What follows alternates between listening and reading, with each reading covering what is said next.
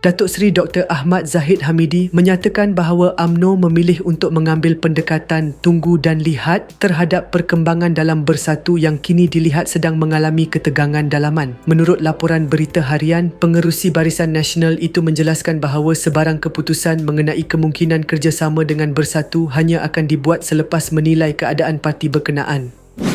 Itu kita akan susun strategi yang sepatutnya.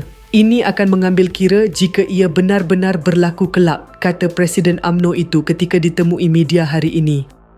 Ahmad Zahid diminta mengulas mengenai kabar angin berkenaan cadangan kerjasama antara UMNO BN dan Bersatu selepas berlaku keretakan hubungan antara parti pimpinan Tan Sri Muhyiddin Yassin itu dengan PAS dalam Perikatan Nasional. Perpecahan dalam hubungan tersebut menjadi lebih ketara selepas Muhyiddin meletakkan jawatan sebagai pengerusi PN pada 1 Januari lalu.